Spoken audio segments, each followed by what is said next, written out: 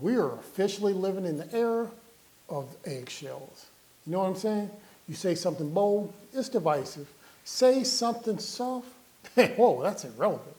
Say nothing at all, and you're just another background extra in the movie of life. Let's be honest, most of y'all are out there walking around like it's the final round of cancer culture Jenga. One wrong move and everything comes crashing down. Boom! No job, no date, no invitation to Friendsgiving. But here's the truth, gentlemen. God did not put us on this earth to be liked. He put us on this earth to lead. In this episode is for the man who feels like he's got something to say, but the world is daring him to stay silent. Let's talk about speaking the truth, even when the world hates you. Oh, if you want to hear how I do this, well, stick around and let's get at it.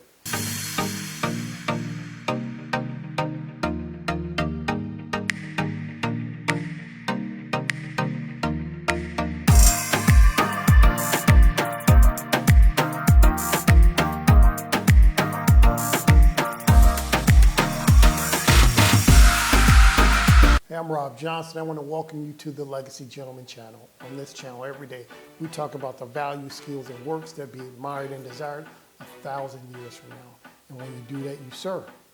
You're a legacy gentleman. All right, guys. Let's start with the obvious. We're living in a world that's really post-truth. Everyone's got their truth. You got your truth, I got mine, and apparently even the dogs have a perspective right now, I guess. But in all the noise, one thing gets lost: the truth. And trust me, when I speak about real truth, the kind that shines the light into the darkness, you're gonna ruffle some feathers. And if you're lucky, just feathers. John 17:17 says, sanctify them in the truth, your word is truth. God didn't just say your vibes are truth. He didn't just say how you feel on Monday morning before your coffee is true. He said his word is the truth. That means it doesn't expire. That means it doesn't update like some iOS system. And it won't crash every time the culture changes its mood. Like, I'm gonna get biblical here for a minute. I mean like old school, Sunday school style. Y'all realize that Jesus wasn't hated because he healed and handed out bread, right? He was crucified because he told the truth to powerful people who didn't want to hear it. He called out the hypocrites. He flipped over tables in the temple. John 15:18 says, if the world hates you, keep in mind that they hated me first. So when truth telling gets you pushback, don't panic. It's not that you've done something wrong. You're probably doing exactly the right thing. Jesus never said, blessed are the agreeable. But he did say, blessed are those who are persecuted for my sake. Yeah, gentlemen, let that sink in. Look, guys, this is not permission for you to go out there on social media and start roasting people in the name of truth. Like, we've all seen that dude all fired up on Red Bull and Leviticus, just out there swinging theological haymakers. But there is a difference between boldness and belligerence. Proverbs 15 verse 1 says, a gentle answer turns away wrath, but a harsh word stirs up anger. Look, think of truth like a steak. It's powerful, it's filling, but if you serve it raw, it's not that helpful. In fact, it's kind of gross. But truth, served with discipline, love, and clarity, now you're cooking with kingdom fire. Man, we need to speak with conviction, but not with condescendence. Speak like a man on a mission, not a boy with a grudge. Before you start speaking truth, here's a wild idea. Hey, know what you're talking about. That means Bible time. It means prayer time, and yes, it means reading books that aren't written by someone on TikTok with a six-pack ab and zero wisdom. 2 Timothy chapter 2, verse 15 says, do your best to present yourself to God as one approved, who correctly handles the word of truth. You can't lead anybody if you're lost.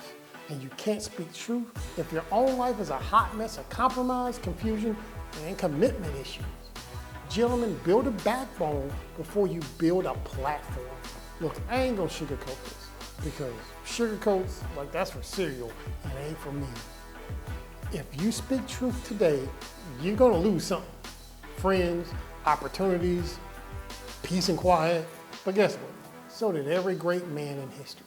Think about Dietrich Bonhoeffer. He was a pastor in Nazi Germany who spoke out against Hitler when the church was silent. He could have played it safe, but he didn't.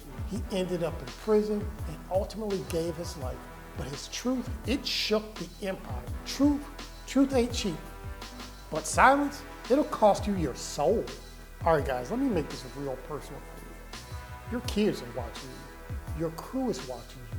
Your future wife, she's watching you and hoping she marries a man who can hold the line when things get ugly out there. Ephesians 4:15 says, speak the truth in love and grow every way more and more in Christ. Your words, when rooted in God's truth, builds legacies. They change the culture and they awaken courage in others. But silence raises cowards. Speak with purpose, speak with love, but also speak eternal vision. Here's the truth, gentlemen. You don't have to yell. You don't have to be famous. You don't even have to be liked. You just gotta be faithful. Faithful to the truth, faithful to your calling, faithful to the next generation of men who are watching you and wondering what courage actually looks like in 2025. So what do?